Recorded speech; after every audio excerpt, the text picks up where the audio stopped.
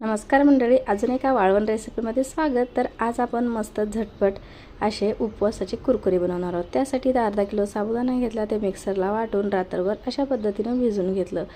तर इथं मी अर्धा किलो साबुदाण्यासाठी 1 किलो बटाटे घेतलेले आहेत, ते पण छान असे खिसून घ्यायचे।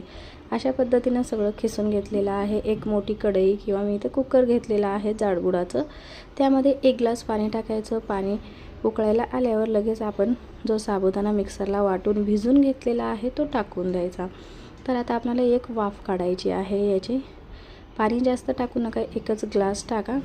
तर अशा पद्धतीने बघा उकळी आल्यावर त्यामध्ये मी मिरची पावडर आणि चवीपुरतं मीठ टाकलं होतं, ते माझ्याकडून स्किप झालेला आहे। आणि जो बटाटा आपण खिसून घेतलेला तो सुद्धा ह्यामध्ये टाकून घ्यायचा। तर उकळी आल्यावर साबुदाणा टाकल्यावर लगेच बटाटा टाकायचा।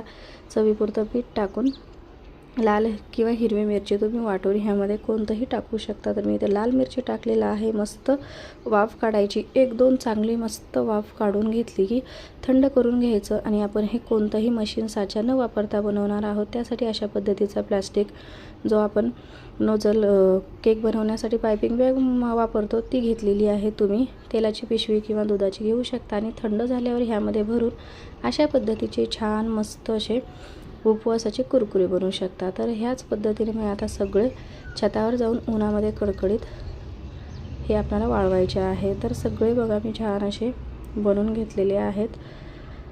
अशा पद्धतीने सगळे बनवून 2 दिवस कडकडीत उन्हामध्ये मी इथं वाळवून घेतलेले आहेत। आपण तळून बघणार आहोत। बघा थोडेसे टाकल्यावर अगदी कढई भरते। अगदी सोपी रेसिपी आहे, नक्की ट्राय करून बघा। ही रेसिपी कशी वाटली कमेंट्स करा। व्हिडिओ आवडत असेल तर चॅनलला नक्की सबस्क्राईब करा। माझ्या प्रोत्साहनासाठी नक्की एक लाईक आणि एक सबस्क्राईब करा। साईडला दिलेल्या घंटेवर प्रेस करा। चला तर मग भेटू पुढच्या व्हिडिओमध्ये। व्हिडिओ पाहिल्याबद्दल धन्यवाद।